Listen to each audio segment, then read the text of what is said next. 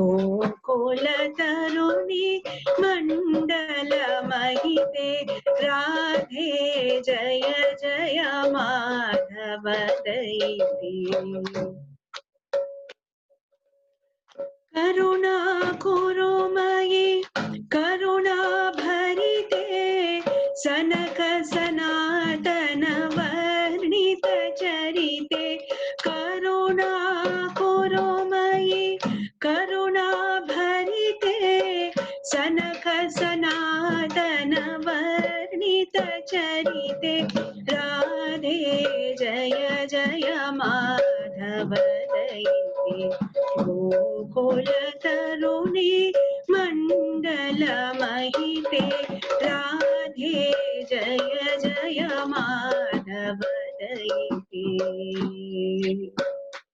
जय राधा माधव राधा माधव राधे जय राधा श्याम सुंदर राधा श्याम सुंदर राधे जय राधा कृष्ण जय ललिता विशाखा जय राधा कृष्ण जय ललिता विशाखा जय प्रभुपदा जय प्रभुपदा प्रभुपदा जय प्रभुपदा निताय गौर हरि बोल हरि बोल हरि बोल निताय गौर हरि बोल ज्ञानतिमिरान्धस्य ज्ञानाञ्जनशलाकया चक्षुरुन्मीलितं येन तस्मै श्रीगुरवे नमः नमो विष्णुपादाय कृष्णप्रेष्ठाय भूतले श्रीमते भक्तिवेदान्त स्वामिन्निति नामिने नमस्ते सारस्वते देवे गौरवाणी प्रचारिणे निर्विशेष शून्यवादी पाश्चात्य देशतारिणे वाञ्छाकल्पतरुभ्यश्च कृपा सिन्धुभ्य एव च पतितानां पावनेभ्यो वैष्णवेभ्यो नमो नमः मूकं करोति वाचालं पङ्गुं लङ्घयते गिरिं यत्कृपातमहं वन्दे परमानन्दमाधवं श्रीचैतन्यमीश्वरं श्रीगुरुं दीनतारिणम् कृष्ण चैतन्य प्रभु नित्यानंद श्री अद्वैत गदाधर श्रीवासादि गौर भक्त वृंदा हरे Krishna Krishna Krishna Hare Hare Hare Ram Ram Ram Ram Hare Hare Hare Krishna. Good evening to everyone. I would like to offer my obeisances to all of you. You have been hearing Bhagavad Katha, Vaishnavi Katha every day for, I guess, 2 or 3 months. So you must all be so much purified, so much empowered. So I would like to offer my obeisance to you and take a share in all the good fortune you have accumulated. So I've taken a very bold topic today, Aditi versus Diti. Because when I read the Bhagavatam, I was really impressed and fascinated by how Diti transformed after she did the Pumsavana ceremony. And I could see the contrast between Aditi and Diti. So it has been a topic which has fascinated me a lot, and I thought I could delve into it further by trying to do a presentation on that today. So I'm not able to see my screen. I was sharing the screen. Okay. So I would like to start with a prayer that Aditi offers. to the Lord after when he is present before her.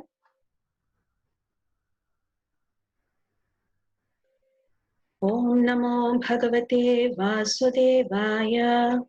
Om Namo Bhagavate Vasudevaya.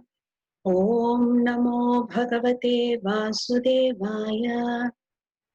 Ayuh Paramvapur Abhishtamatulya Lakshmihi Dyo Bhurasa Sakala Yoga Gunastrivargaha Jnanam Cha Kevalam Ananta Bhavanti Tushtat Tvatto Nirnam Kim Usapatna Jayadirashihi Ayuh Paramvapur Abhishtam Atulya Lakshmihi Dyo Bhurasa Sakala Yoga Gunastrivargaha Jnanam Cha Kevalam Ananta Bhavanti Tushtat Tvatto Nrinam Kim Usapatna Jayadirashihi. Translation.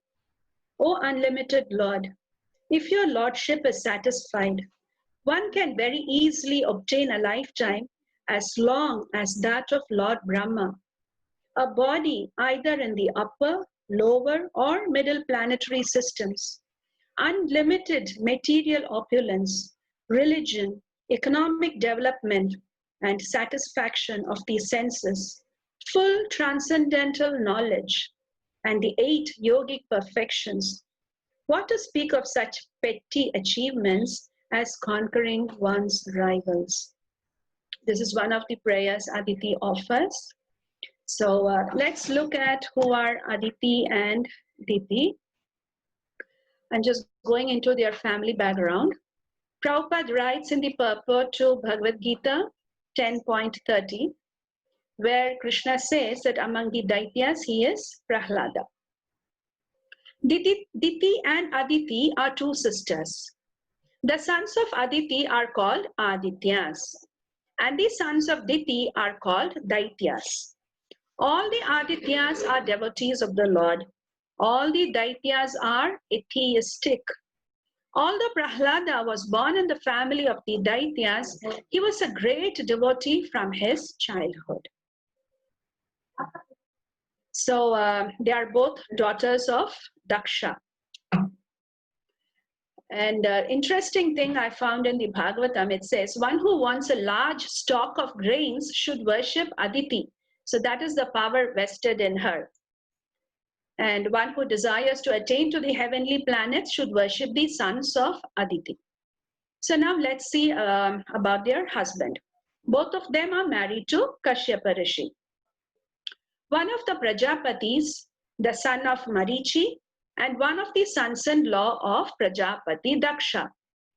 Kashyapa married 13 daughters of Prajapati Daksha, and their names are Aditi, Diti, Danu, Kashtha, Arishta, Surasa, Ila, Muni, Krodhavasha, Tamra, Surabhi, Sarama, and Timi. He begot many children, both demigods and demons by those wives. From his first wife Aditi, all the 12 Adityas were born. One of them is Vamana, the incarnation of Godhead. So this is their family background, and we see that there are so many similarities. First of all, they are sisters. They have the same father, which means they have the same upbringing, the same environment in which they grew up, and yet they are so different. And even in their married life, they are married to the same sage. So it's the same kind of lifestyle, and yet they are so different. So let's see. So the major difference we see between Aditi and Diti is how they reacted when they were in distress. Generally, we say that if everything is fine, we are all happy, everything goes on well. But when there is distress, there is some pain, then the real character of the person comes out. So what was the problem Aditi faced? Bali Maharaja performed the Vishwajit sacrifice. And by that, he was able to ascend to heaven. He occupied the heavenly regions. So Indra and all the other demigods had to leave their residence and go into hiding. So living in hiding means having no facilities whatsoever, and they are all dispersed in different directions. They are not even together. So this is the situation. So Aditi was very much distressed by this. Later, when she offers prayers to Lord Vishnu and he appears in front of her, Lord Vishnu says, I know you want to worship me along with your sons. So we see there that Aditi is she's feeling the separation from her sons because she's not able to worship Vishnu along with them. That is the cause of her separation. So she is in distress that Bali Maharaja has conquered the heavens and her sons are displaced. But she is waiting patiently for Kashyapa Muni to come and help her. Why? Because at that time, Kashyapa Muni is in trance of meditation. So we see here, though she is in so much distress, she did not go and disturb Kashyapa. She shows the quality of patience. She's not hurrying up things, but she is waiting patiently. So it's after many, many days, the great powerful sage Kashyapa Muni arose from a trance of meditation and returned home to see the ashrama of Aditi neither jubilant nor festive.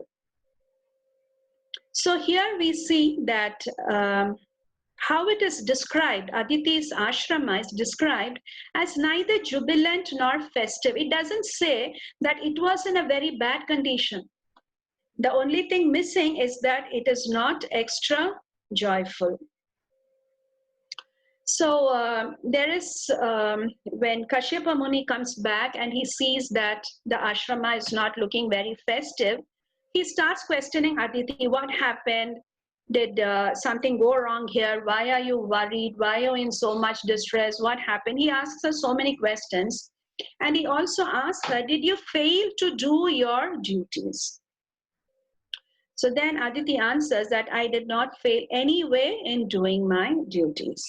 So though it was not jubilant or festive, it was not missing out on the daily things that she had to do. So we see that she displays the quality of patience. On the other hand, if we should look at Diti. So Diti, Kashyapa is in tapasya. He's doing his tapasya through the day. And Diti approaches him during the twilight hour to have a conception. So Kashyapa Muni requests her that please just wait few hours, just 1 or 2 hours, so that we can have a proper time to have the conception. Because at this time, Rudra, Lord Shiva, will be wandering with the ghost.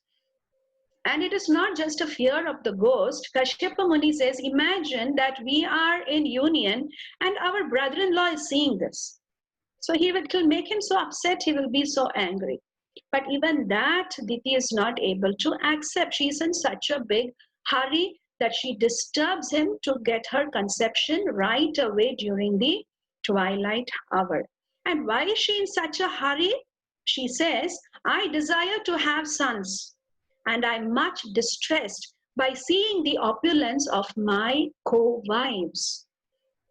So what is the cause of her hurry is envy. Envy of how the other wives of Daksha have children, but she still doesn't have children. That is pushing her to such a degree of impatience that she's not able to wait for the twilight hour to pass. So we see here these two negative qualities in Diti, that she is impatient and envious. And in contrast, we see how Aditi displayed the quality of patience. So you cannot say that Aditi was able to display that quality because everything was fine with her. She was also in extreme distress, in greater distress than Diti, if you can see. Diti, her problem was she didn't have children. But Aditi's problem is she has children and the children are in distress. So if you look at both these things together, you would say that Aditi is in greater distress, but she displays the quality of patience. So this is a good lesson. We can learn how to put in force our quality of patience at the time of distress. So how do we put in this patience? We have to wait for the tide to change. Just like even when Bali Maharaja came to the heavens, Brihaspati told Indra, Brahma also told Indra that there is nothing you can do now. Because of the power of the sacrifice, Bali Maharaja has come to the heaven. There's nothing you can do now, so better you go away. So then he says that you have to wait for the situation to change. So similarly here, Aditi, she has to wait for the situation to change. Situations don't change at our whim. We are seeing that now in the pandemic. The situation is not changing. We are doing so many things. The government is trying to do so many things, but the situation is not really changing at our whim, by our plans. The Lord has a plan and things go according to that, and we have to be patient and careful. So we can apply this in all the distressful conditions that come in our life, that we have to put in patience for the Lord to act. And we have the confidence and the faith that He will definitely act. So this is one of the principles of Saranda. Avashyam Rakshibe Krishna iti Vishwaso. To have the confidence and faith that Krishna will definitely protect. Avashya Rakshibe. He will definitely protect, but then He may allow a little time to elapse because He doesn't disturb the laws of nature. But somehow or the other, sooner or the later, He will definitely solve our problem. Until then, we need to be patient. Even if we see in the life of Devaki and Vasudeva, they had to wait for Krishna to come as the 8th child. All the Mathuravasis had to wait. They had to put up with the torments of Kamsa. They had to wait. So in all situations where there is danger, where there is a demon causing a lot of distress, people have to wait. The saints have to wait. So as devotees of the Lord, we have to learn this, that whatever be the distress, personal, family, social, national, whatever, if there is distress, we have to learn to be patient, have faith in the Lord that He will definitely protect in some way or the other at some point in time. That will differentiate us from the demoniac.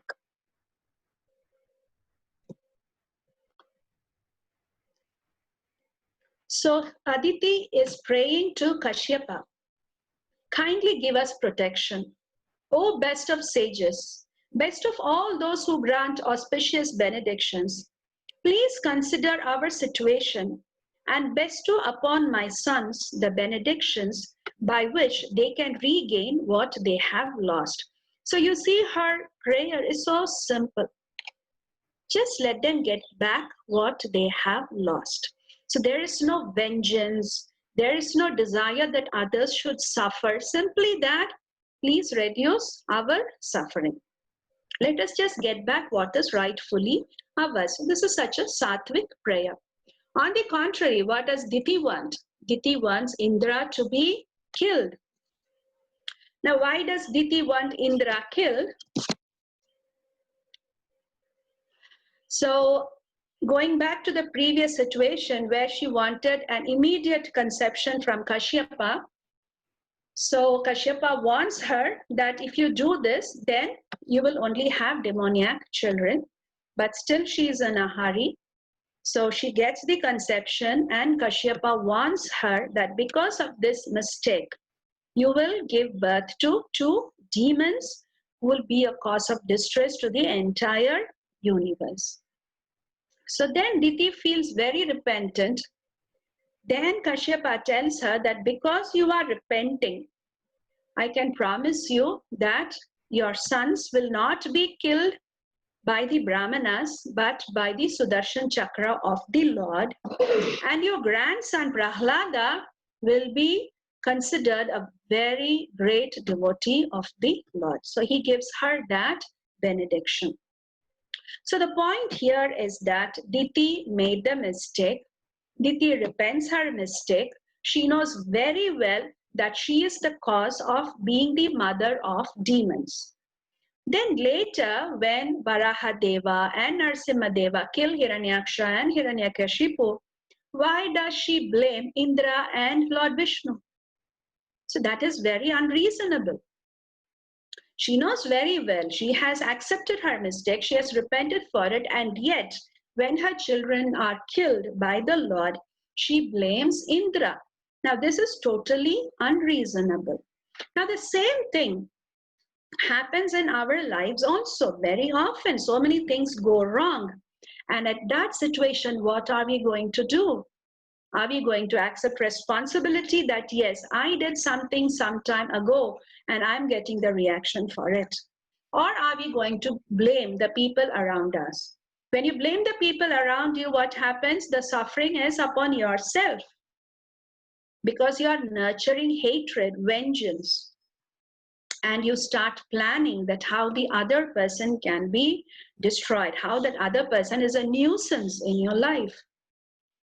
So that's a very dangerous attitude. So as devotees, we have to learn to take responsibility that whatever I am going through, it's because of some mistake that I have done in my previous lives.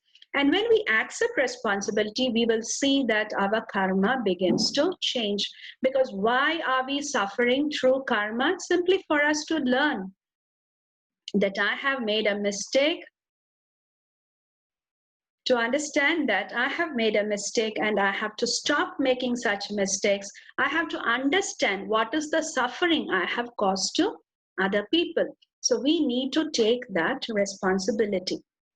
So here we see Diti, instead of accepting responsibility, she is blaming Indra and she wants to kill him. And what is the justification for doing this? She says, if one enviously kills others for the protection of such a body, that is a body which will anyway go to ashes, to the worms, or to the birds and animals. So if one enviously kills others for the protection of such a body, does he actually know the true interest of life? Certainly he does not. For if one is envious of other entities, he surely goes to hell. So she thinks that Indra is so bad, he's so envious of other entities, he deserves to go to hell. And she is the one who has to do that great activity of sending him to hell. So perfect justification for her plans. So that is when she approaches Kashyapa Muni. And then how is she behaving? She's behaving so sweetly, so nicely. Such beautiful smiles, loving glances. She is being so pleasing, so sweet that Kashyapa Muni gets floored. And he says, my dear wife, okay, that's not here, sorry. So he is so pleased with Diti that he says, you ask me whatever you want, I will give you. So here we can see that if Kashyapa Muni is so pleased by her activities, behavior, attitude, that means that she has not been behaving in that way until that point. If she had been always like that, there is no need for Kashyapa Muni to say, wow, you've been doing well, you deserve a gift. When do you give a child a gift? When they do something extraordinary, right? So if Diti has been behaving so nicely that Kashyapa Muni says, I have to give you a benediction. So that shows what a different kind of person she has been before that. So Kashyapa Muni says that ask anything you want. And she says, give me a child who will kill Indra. And now this is a very, very mean thing for Diti to ask, because actually she is asking Kashyapa to give a son who will kill his son. So which is horrible. She wants a father to make an arrangement to kill his son. So this is, I mean, it is not Kali Yuga when this is happening, but this is what she's asking. And this is a very mean thing for her as a wife to make her husband do. Fortunately, Kashyapa Muni, because of his tapasya, his intelligence, is able to get out of the situation without doing something atrociously sinful as that. So then he evolves, he tells her about the Pumsavana Vrata, hoping that by doing this Vrata, she will transform. So this is what we also say, that ena kena prakarena mana Krishna niveshayat. Somehow or the other you think of Krishna. And also we have the famous shloka, akama sarva kamova moksha kama udaradhihi tivrena bhakti yogena yajeta purusham param. Whether you are akama, you have no desires, you have sarva kama, all desires, or you are nishkama, you have no desires. Whatever is your condition, worship the Supreme Lord Vishnu.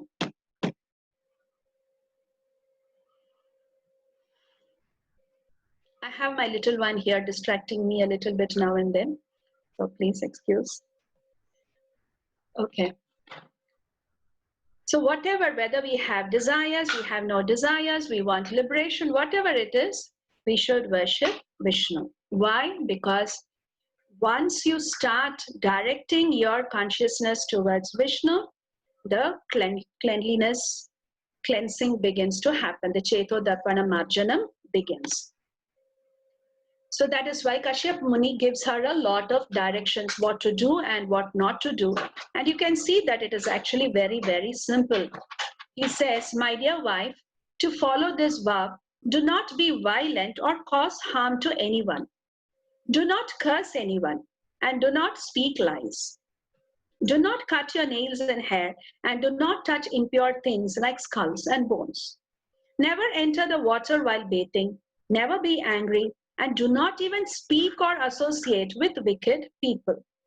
Never wear clothes that have not been properly washed, and do not put on a garland that has already been worn. So it seems like very simple instructions. Don't be violent, don't cause harm to anyone, don't curse anyone, don't tell lies. Seems like very simple things, but he's saying this, that means that she was lacking in these qualities, or she had to follow these qualities with even more care. On the contrary, we see Aditi, when Kashyapa asks her that, have you been doing everything properly?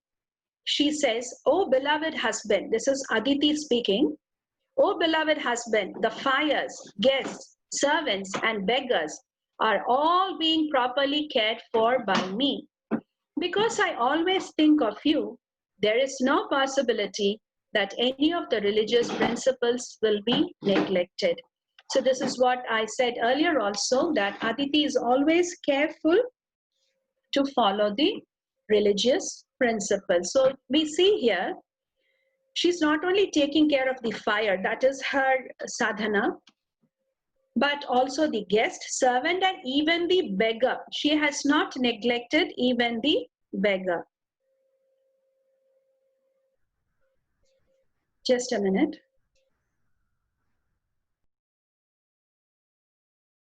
Thank you. Sorry for that break. So I was saying that Aditi was always careful to execute religious principles. She never failed in her daily sadhana. So this is another lesson we can learn, that whatever the problem, whatever the distress, we should never cause a break in our daily sadhana. That we should be very careful about, that the distress cannot be more powerful, more important than our daily sadhana. We cannot allow our distress to affect our daily sadhana and service. That is one thing we can learn from Aditi.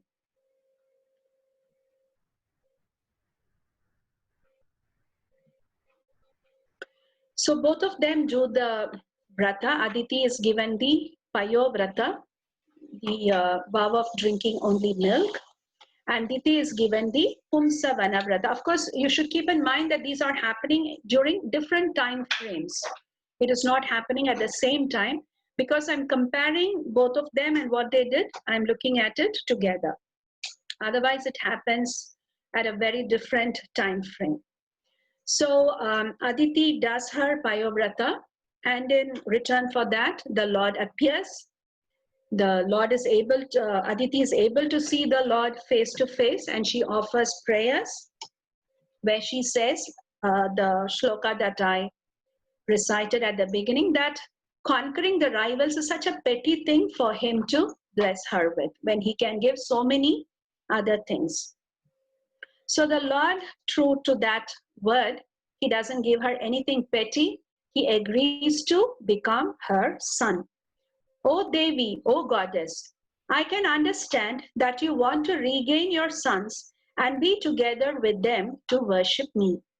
Because of Kashyapa Muni's austerities, I shall agree to become your son and thus protect your other sons. So this is a lifelong commitment that the Lord is making for Aditi. So he's not going to protect her only in this instance, but in all future instances, the sons of Aditi have the protection of Vamanadeva, of the Supreme Lord, because they have a culture of protecting each other in the family. So that is the benediction Aditi gets, where she's able to see the Lord face to face, and she experiences the ecstasy, the tears pour down her eyes, and she's so happy to see the Lord, and the Lord agrees to become her son. And also we say here, the Lord says, because of Kashyapa Muni's austerities, to become a son of a couple, both the husband and wife should have that same pure devotion. That is why the Lord is able to come as their son. You will also remember that Kashyapa and Aditi were in their previous life Sutapa and Prishnigarbha, and even at that time they had together done tapasya for a long time and requested the Lord to be their son 3 times. So this is the second time the Lord is agreeing to be their son. Now what happens to Diti? Diti is given the Pumsavana Vrata, and that involves worshipping Lakshmi Narayana, worshipping the cow and the Sumangali. The Sumangali is a woman whose husband is alive and she has sons also. Such a woman is called a Sumangali. So Kashyapa Muni has told her that early morning she should worship Lakshmi Narayana, the cow and the Sumangalis. So all these 3 things are very, very beneficial. By worshipping the Supreme Lord, we are cleansed of our Rajoguna and Tamaguna.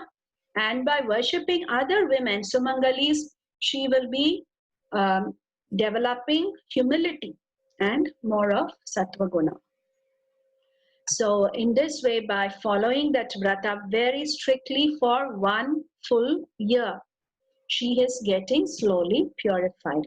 And now what happens when Indra knows that Diti is doing this Pumsavana vrata so that she could have a son to kill Indra? Indra comes there, lives with her, and tries to find a time of fault. The moment she makes a mistake in the vrata, he wants to kill the baby in her womb. That is his plan. So he is living there in the ashram with Diti and doing service for her. So here I was just thinking, what is the difference between Kamsa and Indra? Kamsa knew that Devaki's child was going to kill him. Now Indra knows that Diti is planning, that Diti is carrying a child who is supposed to kill him. Kamsa put Devaki in prison, and Indra, what did he do? He did not put Diti in any distress.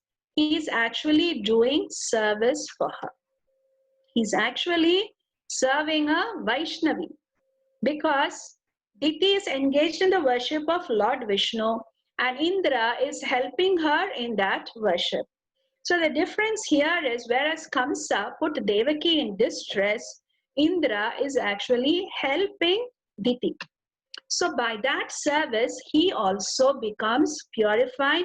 He also becomes worthy of Lord Vishnu's protection. So Lord Vishnu protects Indra from becoming guilty of killing the child in the womb. So, so the story is that Diti is doing the Pumsavana Vrata, and one evening after she eats, she's not able to wash her hands, mouth and feet as is the regulation, but she sleeps. At that time, Indra enters her womb and he tries to kill the child in the womb. But that womb, the flesh in the womb, divides into 7 portions. Indra is surprised, but he doesn't give up. He attacks each of the 7 portions, and each of the 7 portions again divide into 7, 7 into 7, 49 little babies. And all of them somehow take birth. And Diti opens her eyes and she sees that all her children have been delivered. She has given birth to 49 children. And she's so happy, she's so thrilled. And she asks Indra, how did this happen? I thought I was carrying only one child, but I see here 49 children and you're standing here. I'm sure you know how this has happened. So tell me the truth. How did this happen? So then Indra submits. He tells the truth that I'm sorry, auntie. I came here to kill these babies. That is why I was serving you. But when I killed them, when I tried to kill them, this is what happened. They multiplied into 49.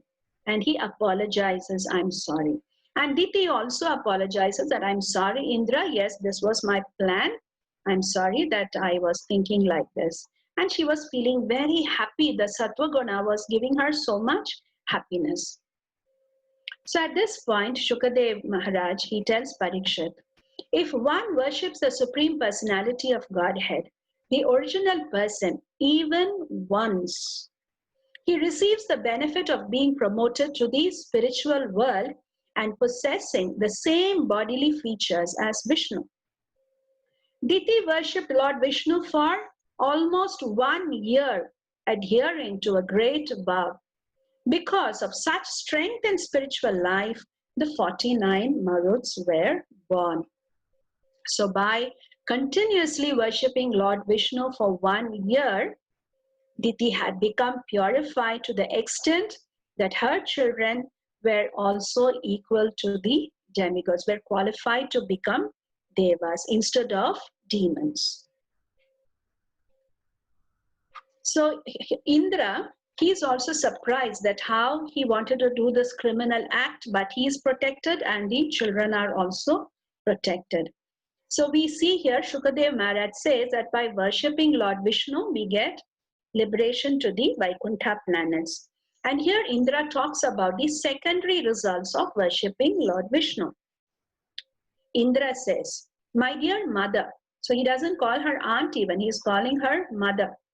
My dear mother, when I saw that all 49 sons were alive, I was certainly struck with wonder. I decided that this was a secondary result of your having regularly executed devotional service in worship of Lord Vishnu. So the primary result is we get association of the Lord. The secondary result is protection. Indra is protected from committing crime because of his service to Diti, and the children of Diti are also protected. Now, what is the other secondary result? Indra continues his statement. Although those who are interested only in worshipping the Supreme Personality of Godhead do not desire anything material from the Lord and do not even want liberation, Lord Krishna fulfills all their desires. So there are two things here. The Lord fulfills our desire. The Lord gives protection. And what do you mean by secondary result? That it comes without your asking for it. Such is the nature of the Lord. He is trying to give us something very, very supreme. He wants to give us love for Him. He wants to give us the love which we gave up, which He took away from us because we gave up, and He's willing to give it back to us. And the secondary result is protection and fulfillment of desires that we have in this material world. Such is the glory of worshipping Lord Vishnu. So these are the lessons we can learn from the lives of Aditi and Diti, what we have seen. So like I said, a lesson I found that we could learn from Indra, that by doing service to a Vaishnavi, he was protected from a crime, and he could also advance in devotion service. He could realize the glory of Lord Vishnu. So he got a realization of how glorious it is to worship Lord Vishnu. It was a great lesson for him. So how can we apply this? If Indra, by doing service to a Vaishnavi, could be protected in so many ways, so it is a lesson to us that we can also make our family members into devotees very easily. We can make people around us devotees of the Lord and give them protection of the Lord. How is that? By having a good sadhana ourselves. Diti and Aditi, they did a proper sadhana. So when we do our sadhana properly, it is accepted by the Lord. Secondly, by developing pure love for Krishna. Aditi was developing pure love for Krishna to the extent that Vishnu agreed to be her son. Diti developed love to the extent that she could deliver demigod children. So if we develop pure love, and then the people around us who do something for us, they get the benefit of serving a Vaishnavi. By being sweet to all, if we are now, when Indra was living in Diti's ashram, now remember, Kashyapa told Diti, don't be cruel to anyone, don't think any harm for anyone. So she was very considerate. She must have been feeding Indra, she must have been taking good care of him also. So if we behave in that sweet way with everyone, we attract people around us to our own good nature. So when we display such a good nature, then the people around us, they look at us favorably. They are eager to do something for us. We can even ask them to do things for us simply so that they engage in the service of a Vaishnavi, by which Lord Vishnu will be pleased. Of course, we have to be careful that we don't take the service for ourselves, we don't become selfish, we don't exploit other people, but considering that by doing this service to me as a devotee of Vishnu, that person will be benefited. This is one lesson we can learn, we can practice. And if there is a chance that we would get proud because of accepting service, then we should read the instructions given to Diti by Kashyapa. See that we are following that. We should remember our Shikshashtakam. Pranadapi Sunichena Tarorapi Sahishnuna. So we have to protect ourselves. That's why I said we should have good sadhana and we should develop pure love. If these two qualities are there, if we can be careful with these two qualities, then we can purify the people around us. And directly as Vaishnavis, what qualities we can imbibe, like I started the presentation with, we develop the quality of patience. We should be attentive to daily duties to the Lord, to the devotees, including Guru and husband, and our guests. So our daily sadhana, our services, we don't fail in any of our daily duties to family or to the Vaishnavas, to Guru, our husband, and the devotees. Third point, accept responsibility without blaming others and submit in humility to the Lord. So that's that. So it will be nice if you can also add to this presentation and what are the qualities. Read the Bhagavatam again on these sections, put together these points, and have a good time with you talking about Krishna. Hari Bol.